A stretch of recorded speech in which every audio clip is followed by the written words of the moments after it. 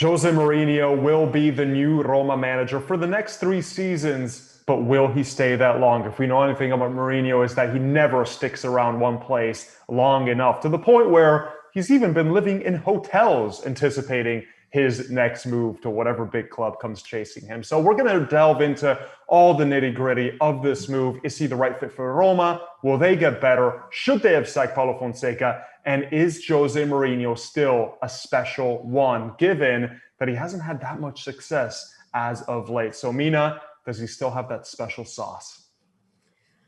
I think his name is still worth a lot, right? I mean, you make a splash. If you're a Roma fan, you're more interested in having Jose Mourinho be on your bench than, say, if someone said to you, "Hey, we're bringing in Semplici," even though I think Semplici is a wonderful coach, But I mean, it's just a name that generates headlines, and you associate it to winning, despite the fact that his recent history doesn't say that as much. But I I'm so ecstatic. It's like weird. I don't know whether I love the melodrama. I love my football to be a telenovela. I want everything to be explosive. I want people going crazy. It makes it all so much more interesting for me. I hate when everyone's very well behaved. I like to complain about it, right? That's the best thing in life, is to complain about the bad things. Now, whether or not this is a great idea, I don't know. What I think is very interesting is that Roma management did say to him, this isn't going to be a perfect team straight away. It's about building towards having a great team. So I think there is an understanding that there's going to be a little bit of patience required, and he can't have everything he wants from the get-go. Let's not forget that Roma has quite a bit of debt at the moment. So that'll be interesting to see. But I'll tell you something. When I look back at his successes, for example, at Chelsea, at Inter, he's somebody that took the limelight, that it allowed his players to just follow him. And more or less it was, let's follow this leader. And I think that when he went to Real Madrid, it was his first experience with a club where there were players who would be like, wait, hold on a second, who do you think you are? And I think that's what happens in a club that does have Galacticos. And I feel like that shook his self-confidence a little bit. So I think that if he can be the star of the show and not have any question marks hanging over him about who he is and what he represents. I think even those questions were asked by Spurs players on some occasions. Dele Alli had spoken about it before he'd arrived.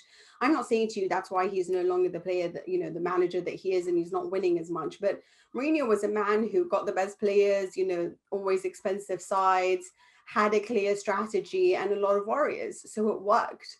I don't know whether his style of play is no longer useful, but I'll tell you this much. If I'm a Roma fan, like I said, I'd rather have Mourinho than most other coaches, because I'll always associate the man to winning, even if his recent history has told me otherwise. I think it's so interesting. I think the reaction to him in Italy contrasts so heavily with what it would be if another Premier League club signed him right now. In Italy, you've got front pages. I think Italy, I don't know, because I suppose I can't speak for every other country, but I feel like it's the only country where people still use the special one unironically. Like in England, if someone calls Mourinho the special one, they mean, they're taking the mickey out of him. They're sort of going, oh, the special one who had 4 rubbish seasons at Manchester United and Tottenham. In Italy, it's like he's frozen in time. It's like he is still fresh off that treble. He's still the guy who did this thing that no one has done before or since in Italy, and won the Champions League and the League and the Coppa Italia. And, they were talking about in the Gazzetta dello Sport, the biggest sports newspaper in Italy, they're talking about in the leader column, this is going to be transformative, not just for Roma, but for all of Italian football. And honestly, I think some of it's really overblown, personally, because I think he isn't that guy still from 2010. He has had a career journey, as we all do. And I think that this point in his career, I do have some pretty big concerns about where he is the manager. If you want my honest gut feeling, I think he's going to be a disaster. But I'm really looking forward to finding out, because I think he certainly is at a moment where he has a lot to prove to people. I think the reason that I think it's going to be a disaster, I'm not just saying that in some comment about him. I think that Roma squad. So to draw a parallel, you were just talking about him going to Real Madrid. When he signed for Real Madrid, Florentino Perez stood up and said, this is the Galactico this year. This is our Galactico. We don't need a star player. We've got this guy. And I think Roma are doing the same thing, except that Roma squad needs a lot more than just the manager. It needs quite a lot of overhauling at this point, and it's not an easy overhaul because they have a ton of expensive wages on their books, players like Pastore who are not contributing. So you have a really interesting core there of young Italian players. Mancini, Pellegrini, if he comes back and is fit again, Zaniolo is one of the players I'm most excited about in Italy, but he has just had 2 consecutive torn cruciate ligaments. So let's not just consider that as an automatic. It's not. And then he has, 3 or 4 players who he's had before in his career and hasn't got on with. Mkhitaryan, Pedro, Smalling, all of these players he had some sort of trouble with at some point. He's got Edin Dzeko, who's been brilliant, but this wasn't his greatest season. He's 36 years old. Again, a player on a really big wage, and you don't really have an alternative who's a proper number 9 like that. I think it's a really, really tough recipe. And all of this talk of 3-year contracts, great, sure, on paper. Rome is the most combustible place in Italian football, one of the most combustible places in all of Europe for the atmosphere it gets when things aren't going well. And Mourinho is one of the most combustible managers when things aren't going well. So I have reasons to think it might not go well, but I am so Nikki, excited to see it.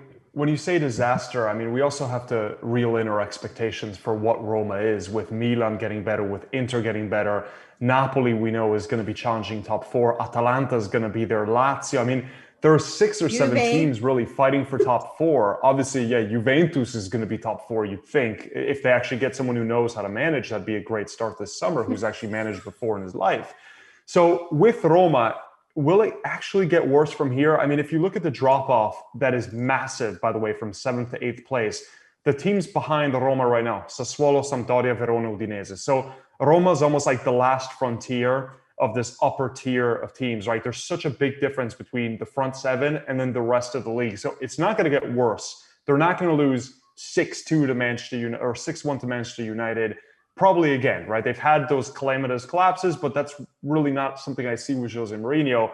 I think they'll challenge for top 4. I agree with Nikki, though, that it is a squad that's a bit strange for him. And I guess the best glass half full view of it is that it'll be another Max Allegri situation with Andrea Pirlo, who Allegri thought was surplus to requirements at Milan. He gets him back at Juventus, and kind of awkward the first few days because he's the one who let him go for free, and he turned out to be still one of the best midfielders in the world at Juventus, and he plays very well under Allegri. So maybe he realizes, okay, Mkhitaryan, it didn't work in the Premier League like we hoped, but here in Italy, it's been a completely different thing. I hope for Roma that they get Nicolo Zaniolo healthy, because I thought he was one of the 3 most important players to that squad. An attack of Dzeko, Zaniolo, Mkhitaryan is a very, very good one.